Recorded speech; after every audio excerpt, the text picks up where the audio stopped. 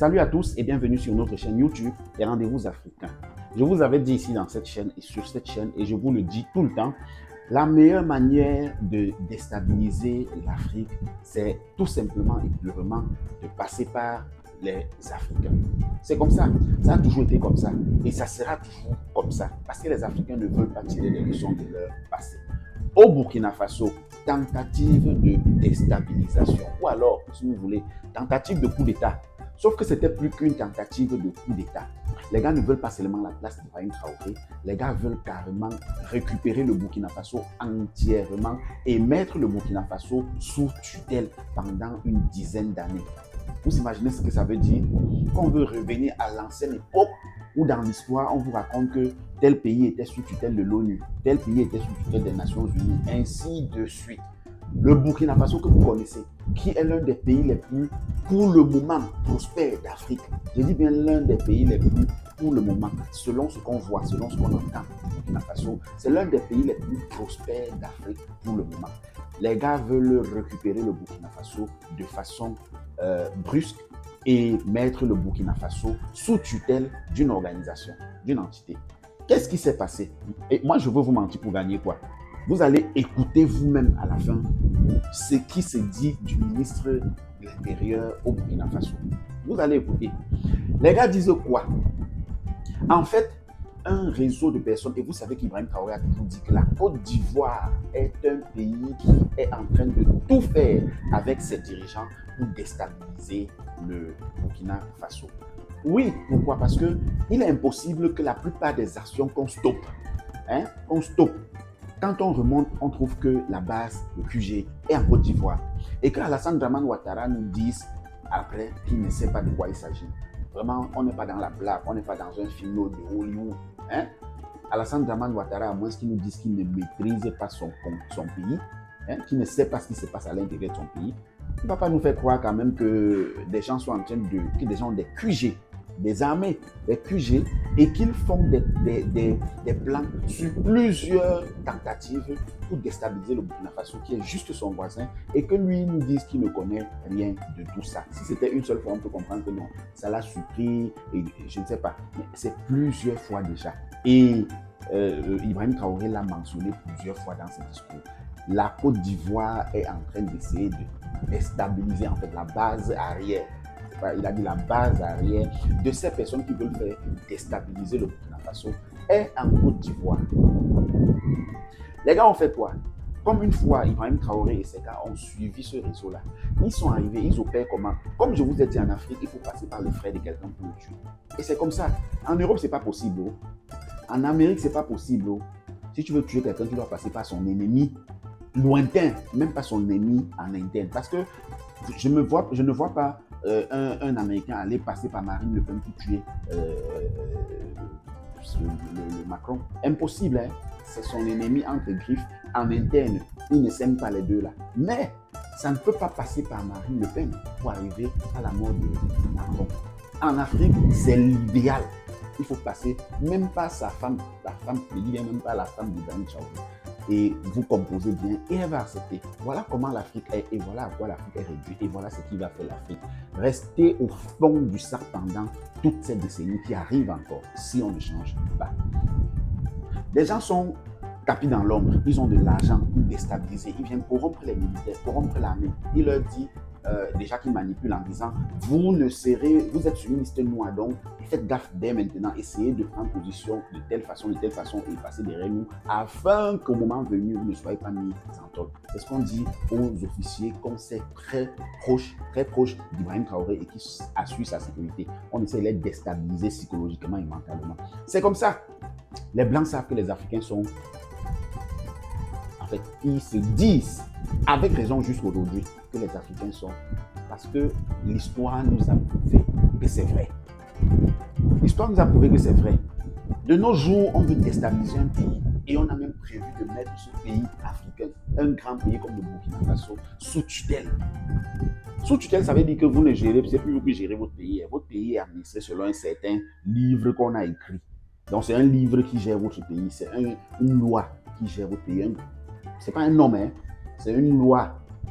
et les Nations Unies peut-être, ou bien les 2 ou 3 pays qu'on décidera de mettre la France parmi naturellement, parce que la France est vraiment remontée. La France veut prendre le Burkina Faso par tous les moyens. S'ils avaient les moyens de faire la guerre physique au Burkina Faso, la France le ferait. Bon, moi je ne vais pas trop parler. Quand je parle souvent, vous croyez qu'on est en train de se parler. Je vais vous mentir pour gagner quoi?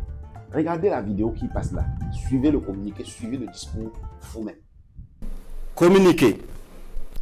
Il y a quelques semaines de cela, les services de renseignement ont intercepté plusieurs communications entre un individu et des chefs terroristes portant sur des détails des positions des forces de défense et de sécurité intérieure, des volontaires pour la défense de la patrie, ainsi que sur les opérations militaires. Après analyse technique approfondie, l'individu est identifié au nom de Bahari Abdraman et se trouve être un officier des forces armées burkinabais. Il est identifié appartenant au bataillon de justice militaire. La recherche d'informations sur lui dans son corps d'appartenance va permettre aux agents de renseignement de découvrir que l'officier est en situation d'absence irrégulière depuis quelques semaines et fait l'objet de procédures pour désertion. La surveillance des communications du lieutenant déserteur Bahari Abdraman va donner des liens supplémentaires qui vont intéresser les services de renseignement, notamment avec un officier des forces armées du nom de Compaoré Joani, un ancien sous-officier de l'armée burkinabé du nom de Zerbo Laoko, un officier en service au Centre intégré des opérations du Burkina Faso, le commandant Ouedraogo Frédéric, un officier des forces armées en stage dans un pays européen, mais déserteur depuis un bout de temps et ayant rejoint Abidjan du nom de Kaboré Constantin. Le travail minutieux des services de renseignement va révéler un grand complot en préparation contre notre pays, dont le but ultime est de semer le chaos total en vue de placer le pays sous tutelle d'une organisation internationale à mesure de reprendre le contrôle dans 10 ou 20 ans selon les instigateurs. Des informations sensibles ont été passées aux terroristes en vue d'accentuer les attaques contre les forces combattantes et les civils dans le but de susciter la révolte contre les autorités. Aussi, d'autres stratégies ont été développées pour désorienter les services de renseignement afin de les amener à faire des arrestations massives au sein des forces de défense et de sécurité intérieure et espérer ainsi créer des frustrations et un sentiment de peur. La manipulation est menée également à travers des messages diffusés pour susciter injustement certains et d'autres messages envoyés à des chefs de corps pour leur faire peur en indiquant qu'ils seront arrêtés car étant sur une soi-disant liste noire. Des leaders religieux et coutumiers ont été sollicités pour convaincre certains officiers de s'engager dans cette mission funeste. Ce fut le cas malheureusement du capitaine Ouedraogo René David, en fuite actuellement. Dans le même ordre d'idée, des VDP ont été contactés pour démoraliser leurs camarades et de l'argent leur a été envoyé pour cette basse besogne. Tous ces stratagèmes perfides ont été développés dans le seul but de déstructurer l'armée et semer le chaos. Les services de renseignement ont suivi la manœuvre qui devrait aboutir, selon le plan des comploteurs terroristes, 16 avril 2025, à un assaut sur la présidence du Faso par un groupe de soldats recrutés par les ennemis de la nation. Cet assaut devrait être mené au même moment que plusieurs attaques terroristes d'envergure pour occuper les vecteurs aériens à défaut de pouvoir les détruire au sol.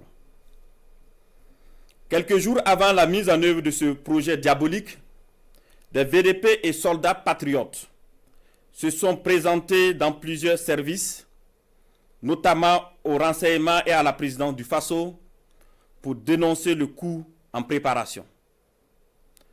Ces dénonciations se sont poursuivies jusqu'au mardi 15 avril 2025 et ont permis d'arrêter des cerveaux de la manœuvre à Ouagadougou et d'autres en fuite vers la Côte d'Ivoire. Il faut noter que les cerveaux à l'extérieur du pays sont tous localisés en Côte d'Ivoire, y compris le nommé Bahari Abdraman. Le complot se poursuit activement depuis leur centre des opérations à Abidjan, avec pour objectif de semer le chaos au Burkina Faso avant le mois de juin. Les services de renseignement poursuivent leurs actions de surveillance et tiendront l'opinion nationale au courant de toute évolution de la situation. Plusieurs autres personnes impliquées sont suivies et assumeront les conséquences de leurs actes le moment venu. Nous invitons les populations à rester sereines et vigilantes et à signaler toute activité suspecte. Quant aux vaillantes forces combattantes, nous les encourageons à poursuivre leur mission avec détermination tout en restant vigilantes. La patrie ou la mort, nous vaincrons.